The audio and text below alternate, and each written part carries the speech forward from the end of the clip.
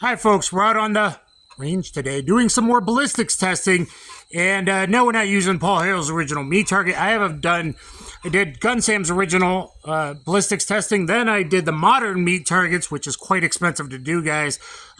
We're going to do water jugs because it's scientifically validated by Dr. Martin Fackler, the U.S. military, Schwartz, and 4 other scientists, mathematicians that know exactly how to correlate this to organic gel, official organic gel data. Now, we're not doing 4-layer denim. I've done 6 layers before, 4-layer plus 2 with 357. We've done 4-layer t-shirt before. We're doing 2-layer t-shirt and 2-layer undershirt. So this is a good representation for most people, especially in the South, etc. We're doing a lot of snubby work. We're doing 30 Taurus ultralight, and we're going to be shooting with the 3-inch, very special Colt Detective Special, Black Beauty, one of a kind. Make sure to watch my full review videos on these. We just did the old school load, the semi-jacketed wad cutter hollow point. Okay, the lead semi-wad cutter hollow point. We did the old 158 grain loads. Please look at that test. I've done 2 tests before with Hydroshock Deep versus other stuff. Look at those. Now let's see what the humble wad cutter does. A humble wad cutter. We're going to test the SMB, which is pretty slow. From this 2-inch barrel, we're going to get anywhere from 630 to maybe 680, 700, probably 650 with a wad cutter. That's what a wad cutter is. These are flush wad cutters, which is what you want, really, if you can get for self-defense purposes. Of flush wad cutter typically means hollow base, typically means a fairly sharp shoulder, which everyone used forever because it punched clean holes in paper. Well, it tends to do the same thing to bipeds and 4-legged as well. What people don't understand is a hollow point, according to McPherson, okay, real ballistics experts, guys, I study this stuff like crazy. McPherson, a hollow point gets 0.82 times its average diameter. Max, min, average is how you do it. Not the max. The average is how you do it, and then it's times 0.82. A full wad cutter, not a semi-wad cutter, a full wad cutter gets 100%. A lead round nose or ball gets 66.66 times, okay, because it's fluid dynamics, like a torpedo going through water or airplane through air or card ballistic coefficients, etc. That round profile you don't want because it pushes the tissue out of the way. People don't understand this. So a full wad cutter gives very low recoil. So it's recommended in the aluminum frame Jframes, okay? Or if you're elderly, disabled, have lupus, if you have, arthritis, RA, like Gun Sam, when you get to a certain age, the wad cutter can still do good work. Is it as much as a good hollow point? No, the Hydroshock Deep is the best. That does about 2.6 cubic inches of tissue crush. Okay, like over 3, but then times the 0.82, so 2.6. A wad cutter does about 1.58 to 1.68. So it's not as good as the best hollow points, plus B hollow points, but a lot less recoil and more shootability. Getting something in the size of a grapefruit or the size of a grapefruit is really what you need. So here we go. All right, before all the water leaks, I'm going to try to do 2-inch and then 3-inch with the SMB, and then reset 2-inch and 3-inch with the Precision 1. Precision 1 is copper-plated wad cutter. Copper-plated wad cutter. Would that make a difference? Probably not. Wad cutters, semi-wad cutter hollow points, those do good in humans. They don't do good with intermittent barriers through auto glass, sheet metal, that kind of thing. So that is something to consider. Maybe the plating would help a little bit. Sheer force, I'm not sure. But let's go. SMB.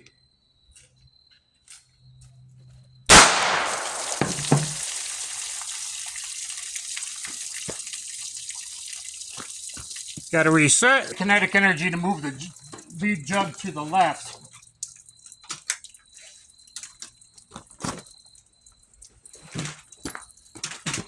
Or SMB, I'm sorry, 3-inch.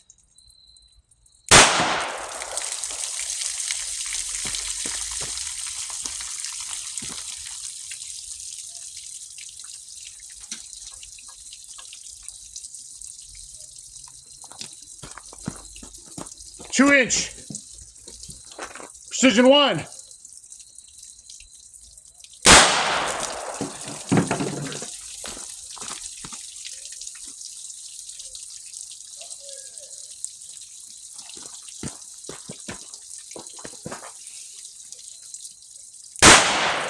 I shot that one a bit lower on purpose before the water leaked too much out of that jug. So here's the first jugs. Let's work on the necropsy. All right, guys, some interesting results. Here is from the 2-inch, the SMB. We're talking about the left side wound. Here's the other jug on the SMB, which clean hole there, clean hole through the plastic. That's what it does. But we did get a split. That matters to some people. Doesn't really matter. Not at these velocities. Probably not. Jug 2. Jug 3. Now, jug 4 is where the story is on the SMB. Here's entrance and one down there.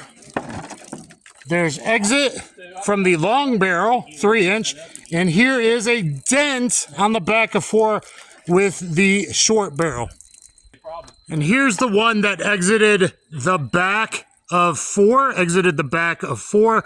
It is a hollow base wad cutter. The flush nose ones that don't stick out a bit, probably the better ones. I mean, the shoulder's a little rounded. Hard cast would be better, but I think this would do the job. Now, you're only talking, like I said, about 1.6 inches of cubic inches of tissue crush. So it's not tons, so placement's really important. But if the low recoil helps you, that's where we go. Now, this is jug 4, and one of the other one was in there. And no deformation. Well, very slight on the outer rim, maybe pushed out a little bit, but no real deformation on either of these. So what does that mean? That means the one that dented the back of jug 4 is 16.5 inches, and just basically 17 inches with the 3-inch. So 2-inch, 16.5 inches compared to organic gel, excuse the lighting, and 17 inches with the clear gel. This is scientifically validated to organic gel, 17 inches with the 3-inch, 16.5 with the 2-inch. Pretty important stuff with these SMB. This is low velocity, most likely, pretty low velocity stuff. So that is interesting. Now let's look at the copper plate and see if that made a difference. Okay, guys, here's jug 1. Good splits, actually. Good splits on jug 1. Jug 2. Decent-ish rip. Jug 3, nothing but 2 baby holes. Jug 4, entrance, baby exits, not a lot of destruction. But jug 5, let's look at jug 5. We got to exit jug 5, and we got to exit in jug 5. And both of our bullets. Wow, interesting. Actually, one of them dented.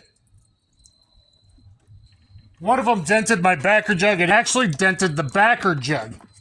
That is a lot of penetration. Here is our 2 bullets. There is our copper-plated Precision 1. Is that a good thing or a bad thing? Now, the velocity could be slightly higher. That would give you more penetration, unlike a hollow point where it gives you more expansion, which gives you drag, which retards penetration. It's opposite of what most people think most of the time, but not always.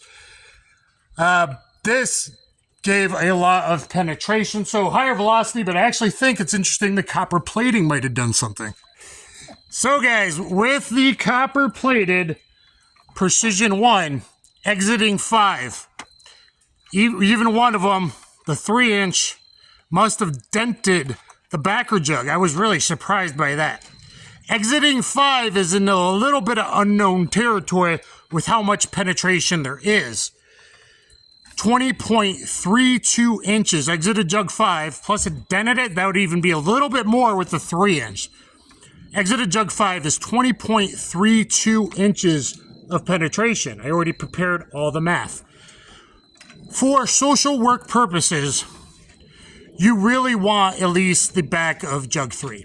I always think you should put some type of clothing in front of that if you're doing hollow points. Wad cutters, it really doesn't make a difference because the shear force, the velocity is so big on that. Clothing on the back of a target is where bullets usually are fine or just under the skin because skin is very tough and elastic, or it hits the t-shirt with almost no momentum, no energy, no velocity left over, and that's why they don't even tear the t-shirts on the back of real defensive gun use, OIS, etc. But on the front, it's about shear force, guys. So you at least need it to dent the back of 3, which is 11.61 inches of penetration. It needs, or you could set it at least to crack. It needs to crack or break the back of Jug 3, would give you 12.1 inches, was the FBI minimum. That's up to you which one to set. If it doesn't at least dent the back of 3, you are in unknown territory, whether that's 7, 8, 9, or 10 inches of penetration, all of which are probably too low. Even a frontal shot, you really need about 10.5. 12 if it goes through an arm. People don't understand that. Skin on both sides is an arm. That is equivalent to 4 inches of organic gel. The thoracic cavity sideways, is 8 inches to get to both lungs. So at least go through the lung, maybe the pericardium as well, and then into the other lung is 8 inches. So 4 plus 8 for side lateral shots like Miami did. 12-inch minimum. Kind of works out, doesn't it? Frontal shots, if at least goes 10.5, you can. Either way, the wad cutters do it, and they'll do it for people with low recoil needs, elderly, arthritic, disabled, etc. Especially for the aluminum frame Jframes. Now, I'm not there yet. The first shots were out of the ultralight 856, which is 16 ounces. Same size as a Colt Detective, same weight as a Colt Agent or Cobra back in the day, because it's aluminum frame. I can still shoot the hollow points like the 158 plus P Federal lead semi wad cutter hollow point, which obviously did more expansion, and I would choose that over this at this time because, again, the tissue crush is a bit different. However, if it's an aluminum J-frame and you're getting to the age where to shoot it fast and accurately, because that's what it's about, the wad cutter, the humble wad cutter, did okay. We see 16.75 with the SMB, so maybe the low velocity, you might want that better. Possible over penetration with over 20.32 inches of penetration by exiting Jug 5. Now, the plating might be a little bit higher velocity. I think the plating had something to do with going through the plastic at least, so through a bone, that might matter. If I wanted both human and animal defense, if I was somewhere worried about coyotes, bobcats, dog attacks, small game, maybe the coating is what did it, or a hotter wad cutter. For personal defense, the low velocity SMB, man, 16.5 plus inches of penetration. If you put them in the right spots, the wad cutter will do it. So, if you're arming grandma, grandpa that, need some good defense and they can't handle a recoil, even with training, FMJ, 130 FMJ recoils a lot more than a wad cutter.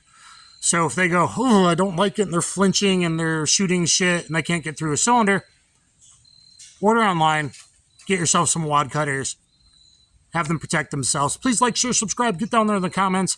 I hope you like this ballistics testing. I'd like to do some 125 standard and plus P, maybe some 158s of a different type.